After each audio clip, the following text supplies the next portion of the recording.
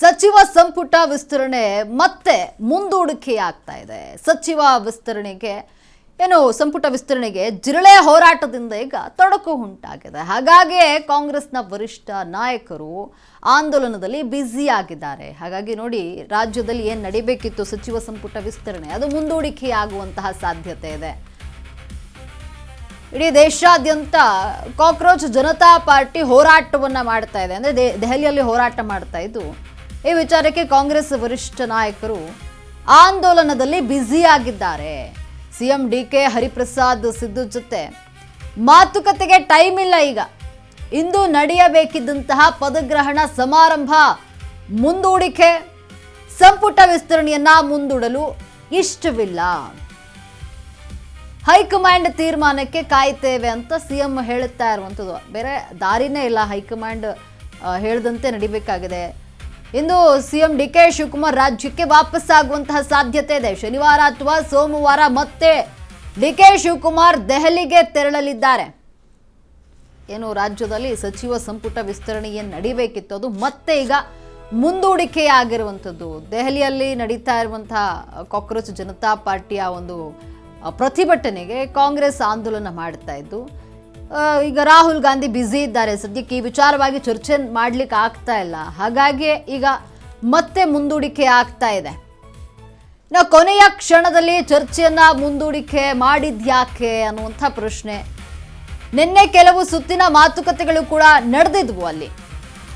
ಆದರೆ ಕೊನೆಯ ಕ್ಷಣದಲ್ಲಿ ಬದಲಾದಂತಹ ಬೆಳವಣಿಗೆಗಳು, ಕೊನೆಯ ಕ್ಷಣದಲ್ಲಿ ಬೆಳವಣಿಗೆ ಬದಲಾಯಿತು. ಡಿಕೆ ಶಿವಕುಮಾರ್, ಸಿದ್ದರಾಮಯ್ಯ, ಹರಿಪ್ರಸಾದ್ ಸಜ್ಜಾಗಿದ್ರು.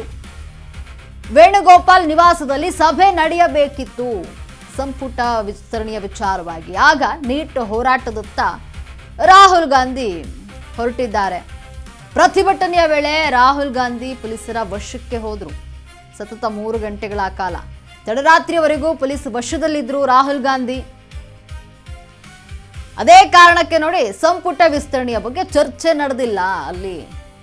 ನೋಡಿ, ಇಲ್ಲಿ ಸಂಪುಟ ವಿಸ್ತರಣೆಯ ಬಗ್ಗೆ ಚರ್ಚೆ ಮಾಡ್ಲಿಕ್ಕಂತಾನೆ ಹೋದ್ರು ರಾಜ್ಯ ನಾಯಕರು. ಆದರೆ ಕೊನೆಯ ಕ್ಷಣದಲ್ಲಿ ಚರ್ಚೆಯನ್ನ ಮುಂದೂಡಿಕೆ ಮಾಡಲಾಯಿತು. ಅದಕ್ಕೆ ಕಾರಣ ಇಷ್ಟೇ, ಪ್ರತಿಭಟನೆಯನ್ನ ಮಾಡ್ತಾ ಇದ್ರು ರಾಹುಲ್ ಗಾಂಧಿ ಅವರು. ಇದರಲ್ಲಿ ಪೊಲೀಸ್ನವರು ರಾಹುಲ್ ಗಾಂಧಿರವರನ್ನ ಕಸ್ಟಡಿಗೆ ತೆಗೆದುಕೊಂಡಿದ್ರು. ಹಾಗಾಗಿಯೇ ಈ ಒಂದು ಸಚಿವ ಸಂಪುಟ ವಿಸ್ತರಣೆ ಮುಂದೂಡಿಕೆ ಆಗಿದೆ.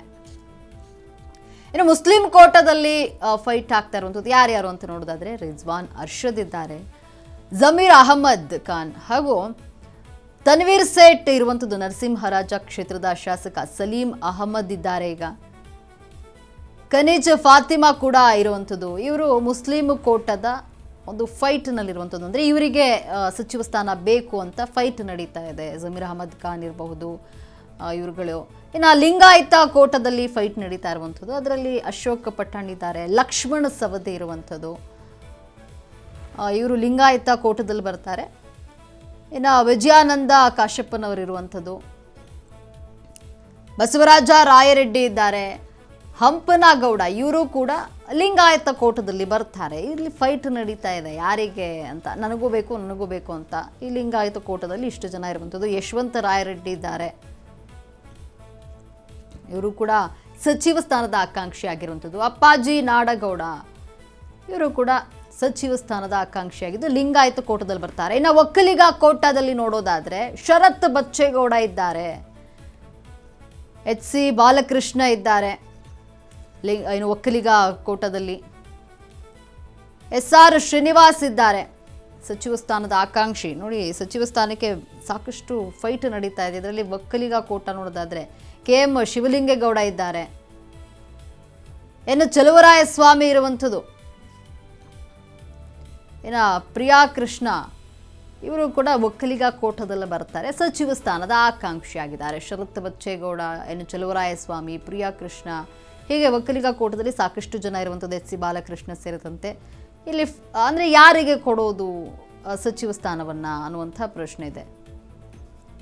ಇನ್ನು ಮಹಿಳಾ ಕೋಟಾ ಫೈಟ್ ನೋಡೋದಾದ್ರೆ ಆರತಿ ಕೃಷ್ಣ ಇದ್ದಾರೆ, ಪರಿಷತ್ ಸದಸ್ಯೆ.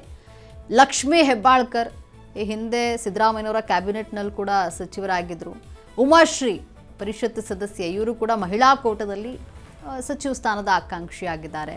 ನಯನಾ ಮೋಟಮ್ಮ ಕೂಡ ಇರುವಂಥದ್ದು ಮಹಿಳಾ ಕೋಟದಲ್ಲಿ. ಆರತಿ ಕೃಷ್ಣ, ಉಮಾಶ್ರೀ, ಲಕ್ಷ್ಮಿ ಹೆಬ್ಬಾಳ್ಕರ್, ನಯನ ಮೋಟಮ್ಮ ಇವರುಗಳು ಮಹಿಳಾ ಕೋಟದಲ್ಲಿದ್ದಾರೆ.